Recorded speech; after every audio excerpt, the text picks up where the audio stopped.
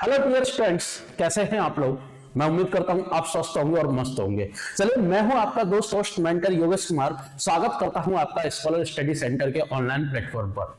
दोस्तों, जैसा कि आपको पता है, एसएससी कैलेंडर के हिसाब से ये जो टाइम है वो एसएससी जीडी के लिए उन्होंने रखा है और उसकी वैकेंसी बहुत जल्द आपके सामने आने वाली है और जिसका एग्जाम भी बहुत जल्द आपके लिए कंडक्ट कराएगी एसएससी।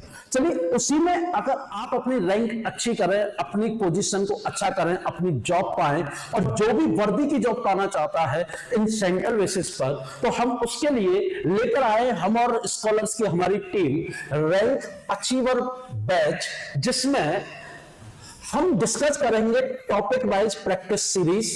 जो रीजनिंग का सेक्शन होगा वो डिस्कस करूंगा मैं, दैट मींस योगेश सर, और उसमें हम देखेंगे कि एसएससी जीडी में कि क्या पॉसिबिलिटी रह सकती है, किस टाइप के क्वेश्चन पूछे जा सकते हैं। जैसा कि अगर हम सिलेबस की बात करें दोस्तों, तो सिलेबस एसएससी जीडी के लिए रीजनिंग का बहुत छोटा दे रखा है, लेकिन लास्ट में एक चीज लिखी रहती है ईटीसी। अब ये ईटीसी का मतलब क्या है, क्या इसका कोर कंसेप्ट है, और अगर हम सिलेबस के अकॉर्डिंग देखें तो बहुत कम क्वेश्चन हमारे बन सकते हैं, लेकिन अगर वही हम एग्जाम में बात करें तो एग्जाम के हिसाब से जब हम पेपर को एनालाइज करके चीजों को देखते हैं तो मालूम पड़ता है कि वो टॉपिक से भी क्वेश्चन पूछे गए हैं जो टॉपिक आपके सिलेबस में नहीं लिखे गए। तो उन्हीं सारे कंफ्यूजन को दूर करने के लिए, इन्हीं चीजों को देखने के लिए मैं लेकर आया हूं आपके सामने एक इंट्रोडक्शन क्लास, और जिसमें इंट्रोडक्शन क्लास में मैं बताऊंगा आपको कि रीजनिंग सेक्शन में किस किस टाइप, कौन कौन से टॉपिक आपके पूछे जाने हैं और किन किन टॉपिकों पर आपको सबसे ज्यादा फोकस करना है, जिससे कि आप अपने एग्जाम में बेहतर से बेहतर रिजल्ट कर सके, बेहतर से बेहतर मार्क्स पा करें, ज्यादा से ज्यादा आप मार्क्स लें और कहीं ना कहीं एक रैंक आपकी बने एसएससी में, जिससे कि कोई भी आपको किसी भी पॉइंट पर डिस्क्वालीफाई नहीं कर पाए। तो इसी उम्मीद के साथ कि बेहतर आप करोगे बेहतर कल के लिए, और हम आपका सहयोग करेंगे आपके बेहतर कल के लिए। चलिए स्टार्ट करते हैं हम कि जो इंट्रोडक्शन पार्ट है हमें कौन कौन से टॉपिक रीजनिंग में पढ़ने हैं। तो चलिए देखते हैं हम। तो सबसे पहले अगर हम बात करें तो ध्यान दीजिएगा, जैसे कि अगर सबसे पहले हम टॉपिक की बात करते हैं तो दोस्तों एक टॉपिक आपका बहुत एग्जाम में बहुत ज्यादा बार पूछा जाता है और जिससे क्वेश्चन सबसे ज्यादा बनते हैं, और वो क्वेश्चन है आपका चैप्टर है कौन सा, एनालॉगी या सिमिलरिटीज। अगर हम एनालॉगी या सिमिलरिटीज की हिंदी में बात करें तो इसका मतलब क्या होता है। एनालॉगी का मतलब होता है सादृश्यता, सादृश्यता, और सिमिलरिटी का मतलब होता है समानता। ठीक, तो एक टॉपिक बनता है एनालॉगी का जो होता है आपका किससे, कि सादृश्यता या समानता। अब ये टॉपिक आपका तीन तरीके से एग्जाम में देखने को मिलता है। ये आपका नंबर के बेसिस पर भी देखने को मिलता है, ये आपका अल्फाबेट के बेसिस पर देखने को मिलता है और फिगर के बेसिस पर देखने को मिलता है। लेकिन एक पार्ट ऐसा है जो पढ़ाया नहीं जाता, जो पढ़ना पड़ता है खुद से, क्योंकि अगर आपकी जीएस अच्छी होगी तो आप बेहतर कर पाओगे, तो ये जीएस से भी क्वेश्चन डाल देता है। तो एनालॉगी, और अगर हम बात करें सिमिलरिटी का जो क्वेश्चन होता है वो किसके बेसिस पर चलता है, वो चलता है आपका रेशो प्रोपोर्शन के बेसिस पर। जो चलने वाला क्वेश्चन होता है वो क्या कहलाया जाता है, आपका एनालॉगी का, दैट मींस सिमिलरिटी का पार्ट। दूसरे टॉपिक में अगर हम बात करें तो हम बात करेंगे किससे, ब्लड रिलेशन। ब्लड रिलेशन को हिंदी में बोला जाता है दोस्तों क्या, रक्त संबंध, रक्त संबंध। अगर हम रक्त संबंध की बात करें, ब्लड रिलेशन की बात करें, तो दोस्तों जैसा कि आपको पता होगा एसएससी में ब्लड रिलेशन आपका तीन तरीके से पूछा जाता है। एक होता है पजल्ड बेस्ड, जिसको पहेली के अनुसार या पहेली के आधारित प्रश्न, दूसरा आता है आपका इंडिकेटिंग फॉर्म, और तीसरा आता है जिसको हम बोलते हैं क्या, कि जो कोडेड ब्लड रिलेशन होता है। अब अगर हम रिसेंटली एग्जामों की बात करें तो जो पिछले एग्जाम को एनालाइज करके अगर देखा जाए तो कहीं ना कहीं सबसे ज्यादा ब्लड रिलेशन में से कोडेड ब्लड रिलेशन से क्वेश्चन पूछा गए थे। जैसे अभी रिसेंटली पैट का एग्जाम हुआ 28 अक्टूबर को, जो अभी कल ही परसों में एग्जाम हुआ है, उसमें भी जो एक रीजनिंग का क्वेश्चन पूछा गया था 5 में से, उसमें कोडेड ब्लड रिलेशन का एक क्वेश्चन पूछा गया था। चलिए देखेंगे हम इसको, जब हम इनकी प्रैक्टिस करेंगे तो कैसे कैसे इनको हम करते हैं। तीसरा आता है आपका जिसको बोलते हैं हम सिंबल एंड नोटेशन। मतलब होता है इसका, सिंबल मतलब प्रतीक, या और नोटेशन मतलब चिन्ह, प्रतीक और चिन्ह। तो अगर हम बात करें तो जो सिंबल मतलब प्रतीक और नोटेशन मतलब चिन्ह, तो यहां से एक क्वेश्चन बनता है, या इस टॉपिक को दूसरे नाम से हम जानते हैं जिसको बोलते हैं मैथमेटिकल ऑपरेशन। जैसे कि आपने एक क्वेश्चन देखा होगा कि अगर प्लस को माइनस कह दें, माइनस को इंटू कह दें, इंटू को डिवाइड कह दें और डिवाइड को प्लस कह दें, तो दी गई इक्वेशन का जो रिलेशन है या जो रिजल्ट है वो क्या निकल कर आएगा। ठीक, तो इसमें हम लगाते हैं बॉड मास के अकॉर्डिंग। जो मैथमेटिक्स में आप जो काम करते होंगे किसका, कि जो आपका सिंप्लीफिकेशन का काम करते हैं वो कहां होता है, आपका रीजनिंग में, सिंबल एंड नोटेशन में।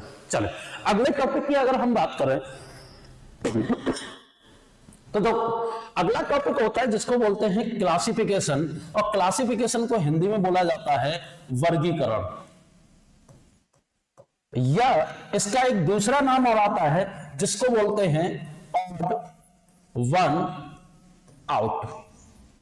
दैट मीन्स जो बाकियों से डिफरेंट है उसको निकालो। जैसे कि अगर क्वेश्चन दे दिया जाए कि न्यू दिल्ली, जयपुर, शिमला एंड उत्तर प्रदेश, तो अगर हम इन चारों में बात करें तो कौन सा डिफरेंट है, तो आंसर हमारा क्या निकल के आएगा, उत्तर प्रदेश। क्यों? क्योंकि उत्तर प्रदेश आपका क्या है, स्टेट, और बाकी क्या है, द कैपिटल ऑफ स्टेट, मतलब बाकी राजधानी है राज्यों की, और आपका उत्तर प्रदेश का एक राज्य है। तो इस तरीके से आपका क्वेश्चन बनता है किसका, क्लासिफिकेशन का, जिसको बोलते हैं ऑड वन आउट। उसके बाद अगला आता है जो टॉपिक आता है उसका आपका डायरेक्शन एंड डिस्टेंस, जिसको बोला जाता है आपका हिंदी में दिशा और दूरी। ठीक, डायरेक्शन एंड डिस्टेंस, और डायरेक्शन और डिस्टेंस भी आपका तीन तरीके से एग्जाम में देखने को मिलता है। एक बनता है आपका पजल बेस्ड, मतलब पहेली के आधारित, दूसरा बनता है एंगल बेस्ड, और तीसरा बनता है शैडो फॉर्म। और शैडो फॉर्म जो बनता है वहां से क्वेश्चन जीडी में सबसे ज्यादा पूछा जाता है। ठीक, तो चलिए देखेंगे डायरेक्शन टेस्ट को करने का तरीका क्या होता है और क्या इसके क्वेश्चंस होते हैं। अब एक क्वेश्चन आता है जिसको हम बोलते हैं scheduled day, date and time. अगर हम शेड्यूल्ड डे और डेट की बात करें तो इस चैप्टर को एसएससी जानता है किसके नाम से, कैलेंडर के नाम से। किसके नाम से, मैं यहां लिख देता हूं, इसको जानता है किसके नाम से, कैलेंडर के नाम से। ठीक, और अगर हम टाइम की बात करें तो एसएससी इसको जानता है किसके नाम से, जो जीडी में पूछा जाता है वो किसके नाम से पूछा जाता है, क्लॉक के नाम से। और क्लॉक का एक पार्ट अगर हम बात करें कि मिरर इमेज और वाटर इमेज के बेसिस पर जो क्वेश्चन पूछा जाता है, जो टाइम पूछा जाता है, वो सबसे ज्यादा जीडी में पूछने वाला क्वेश्चन है। और सबसे ज्यादा क्वेश्चन अगर हम जीडी में बात करें तो मिरर इमेज और वाटर इमेज से बेस्ड क्वेश्चन बनता है, लेकिन ऐसा नहीं है कि बाकियों से क्वेश्चन नहीं बनता। अभी हम पैट के एग्जाम की बात करें तो डे मतलब कैलेंडर से एक क्वेश्चन पूछा गया था कि 17 जून 1998 को सप्ताह का कौन सा दिन होगा। तो ये जो क्वेश्चन आया वो कैलेंडर से पैट में पूछा गया है। ठीक, तो अगर यहां से हम देखें तो जो आपका डे और डेट का होगा वो किसका होगा बेटा, कैलेंडर का, और जो आपका टाइम जो होगा वो किसका फॉर्म होगा, क्लॉक का। अगले अगर हम क्वेश्चन की बात करें तो अगले क्वेश्चन आती है सीरीज। सीरीज का मतलब होता है श्रृंखला। ठीक, अब ये श्रृंखला आपकी कितनी तरीके से पूछी जाती है, तो देखिए एक आती है जिसको बोलते हैं हम नंबर सीरीज, मतलब संख्या श्रृंखला। दूसरा आता है जिसको बोलते हैं हम अल्फाबेट सीरीज, अल्फाबेट सीरीज। तीसरा आता है अल्फाबेट के बेसिस पर missing alphabet series, alphabet series. और अगला आता है आपका कौन सा, मिक्स सीरीज, मिक्स सीरीज। और उसके बाद एक आता है आपका नॉन वर्बल सीरीज। तो अगर हम बात करें कि सीरीज के नाम से हमें कितना पढ़ना है, हमें 4 तरीके की सीरीज पढ़नी है। पहला पढ़ना है हमें नंबर सीरीज, दूसरा अल्फाबेट सीरीज, तीसरा पढ़ना है हमें कौन सा, नॉन वर्बल सीरीज, जिसको हम फिगर के या एलिमेंट की मूविंग के बेसिस पर देखते हैं। और एक पार्ट आता है जिसको मिक्स सीरीज, जिसमें अल्फाबेट, नंबर और सिंबल तीनों पार्ट को मिलाकर दे दिया जाता है, जो किसका पार्ट होता है, आपका कोडिंग डिकोडिंग का। अब उसके बाद हम बात करें कोडिंग डिकोडिंग में, तो कोडिंग डिकोडिंग को हिंदी में बोला जाता है सांकेतिक भाषा, ठीक, या संकेतबद्धता। अब अगर इसमें हम बात करें कि क्या क्या इसमें पूछा जाता है, तो कोडिंग डिकोडिंग बेटा जो पार्ट पूछा जाता है, तो बच्चों कोडिंग डिकोडिंग में आता है कौन सा पार्ट, कि एक पार्ट आता है किसका, कि कॉमन बेस कोडिंग डिकोडिंग का। जैसे आपने देखा होगा कि हाउ आर यू, ला हा ना कोड कर दिया गया। या एक क्वेश्चन आता है कि किसी भी शब्द को हम किसी एक अरेंज करें किसी भी एक डिफरेंट शब्द में, तो दिए गए एक और वर्ड को हम उसका कोड क्या करेंगे। तो ये पार्ट आपका किसमें आता है, कोडिंग डिकोडिंग। और एक जो मिक्स सीरीज का पार्ट भी किसमें चला जाता है, कोडिंग डिकोडिंग। उसके बाद आता है आपका वर्ड फॉर्मेशन। और ये वर्ड फॉर्मेशन मतलब शब्दों को बनाना। दैट मीन्स हमें एक शब्द दे देगा और कहेगा कि इसके चौथे, पांचवें, छठवें या सातवें से अगर हम शब्द को निकाल के और बताइए इसका कौन सा मीनिंगफुल शब्द बन सकता है, एक तो ये बनेगा। दूसरा आता है कि दिए गए अल्फाबेट को यूज करके दिए गए ऑप्शन में से कौन सा आपका वर्ड बनाया जा सकता है, चाहे वो वर्ड मीनिंगफुल हो या मीनिंगफुल ना हो। और इसी में एक आ जाता है आपका कौन सा, कि वर्ड्स का order, words order according to dictionary, मतलब शब्दों का सार्थक क्रम अंग्रेजी शब्दकोश के अनुसार। चलिए आगे बढ़ते हैं। अगला पार्ट आता है जिससे आप सबसे ज्यादा समझते हैं रीजनिंग में कि सबसे टफ होता है, लेकिन इससे इजी कोई पार्ट नहीं है, जिसको बोलते हैं हम सिलोगिज्म, या जिसको बोला जाता है किसका, स्टेटमेंट एंड कंक्लूजन। मतलब स्टेटमेंट और कंक्लूजन के बेसिस पर चलने वाला पार्ट, या जिसको बोला जाता है सिलोगिज्म, मतलब न्याय निगमन। जैसे कि आपने देखा होगा कि कुछ गाय शेर है, कुछ शेर लोमड़ी है, तो क्या कुछ लोमड़ी गाय है, तो इस तरीके का जो क्वेश्चन पूछा जाता है वो किसका पार्ट होता है, सिलोगिज्म का। और सिलोगिज्म आपका दो तरीके से आता है, एक आता है पॉसिबिलिटी और दूसरा आता है रियलिटी, मतलब वास्तविकता और संभावित। अगर बात करें हम एसएससी जीडी में, तो पॉसिबिलिटी केस कभी पूछा नहीं जाता, तो हमेशा पूछा जाता है रियलिटी केस। तो हम देखेंगे किस तरीके से उन केस को हम कराएंगे। उसके बाद अगला पार्ट आता है आपका कौन सा, कि अगला आता है आपका रैंकिंग, जिसको बोला जाता है ऑर्डर रैंकिंग, मतलब क्रम निर्धारण। हिंदी में अरेंजमेंट की अगर बात करें तो यहां से आ जाता है आपका कौन सा, सिटिंग अरेंजमेंट, ठीक। और दूसरा आता है आपका problem solving, that means arrangement के बेसिस पर आने वाली जितनी भी प्रॉब्लम, जैसे पजल के बेसिस पर होता है, तो वो कहा जाता है, जैसे सिटिंग अरेंजमेंट हो गया, ऑर्डर रैंकिंग हो गया या पजल हो गया, तो वो सेक्शन आपका किसमें आता है, रैंकिंग वाले पार्ट में। उसके बाद आता है आपका कि फाइंडिंग द मिसिंग नंबर। देखिए आपने ये क्वेश्चन देखा होगा कि जैसे कि अगर यहां लिखा हुआ है 7, 15, उसके बाद 31, उसके बाद 63, उसके बाद अगर हम बात करें 127 और पूछा जाए यहाँ क्या होगा, तो ये इस तरीके से जो क्वेश्चन आता है मिसिंग नंबर, मतलब लुप्त संख्या को पता करना। तो ये अगला जो टॉपिक आता है कौन सा, जो जीडी में पूछा जाता है, जिसको बोलते हैं हम फाइंडिंग द मिसिंग नंबर। चलिए देखते हैं आगे कि आगे जो आपके टॉपिक है वो और कौन कौन से रीजनिंग में पूछे जाने वाले टॉपिक हैं और जहां से आपके क्वेश्चन बनेंगे। चलिए बात करते हैं अगले टॉपिकों की। देखिए अगले टॉपिक की अगर बात करें तो एक आ जाता है arrangement of words in logic order. देखिए ये वही आपका क्वेश्चन आ गया जो मैंने आपको बोला था, वर्ड्स ऑर्डर, मतलब शब्दों का सार्थक क्रम। शब्दों को एक डिक्शनरी के अनुसार एक फिक्स ऑर्डर में क्या करिए, अरेंज करिए। जो डिक्शनरी कौन सी, हिंदी वाली नहीं, अंग्रेजी वाली, दैट मींस इंग्लिश अल्फाबेट, जो इंग्लिश डिक्शनरी होती है, अंग्रेजी शब्दकोश होता है, उसके अनुसार शब्दों का सार्थक क्रम करना, ठीक। उसके बाद आता है आपका अगला part, cube and dice. Cube that means होता है आपका, जानते हैं आप, घन, और दूसरा आता है आपका घनाभ, ठीक, यहां लिखा नहीं गया है कीवर्ड, ठीक, घन या घनाभ, और उसके बाद डाइस मतलब पासा। अगर यहां से हम बात करें कि घन या घनाभ और पासा, यहां से क्वेश्चन बनता है। अगर हम घन और घनाभ की बात करें, that means Q and keyword की बात करें, तो ये क्वेश्चन बनता है कि अगर एक घन को हम प्रिंट कर दें और प्रिंट करने के बाद उसको कट कर दें छोटे छोटे घनों में, तो बताइए ऐसे कितने घन होंगे जिनका कोई एक फेस प्रिंटेड है, जिनके कोई दो फेस प्रिंटेड है। मतलब दैट मींस हम इसको अगर बात करें तो ये फिगर काउंटिंग के बेसिस पर आने वाला टॉपिक होता है। वहीं से अगर हम दोस्तों बात करें बच्चे, हम बात करें किसकी, कि पासे की, तो पासा हमारा 4 से 5 प्रकार का पूछा जाता है। ये 1 डाइस के अकॉर्डिंग क्वेश्चन बनता है, 2 डाइस के अकॉर्डिंग क्वेश्चन बनता है, 3 एंड 4 डाइस के अकॉर्डिंग। उसके बाद close to open, open to close. Constable में सबसे ज्यादा पूछे जाने वाला क्वेश्चन कौन सा है, close to open and open to close. और उसके बाद आपका जो सेक्शन बनता है वो बनता है आपका कौन सा, जिसको बोलते हैं हम कि अगर किसी डाइस के किसी एक पैटर्न पर क्वेश्चन मार्क दे दिया किसी एक फेस पर, तो बताइए उस फेस पर कौन सा फेस आएगा या कौन सी डिजिट वहां आएगी। तो अगर हम पासे की बात करें तो ये एक इंपॉर्टेंट टॉपिक है।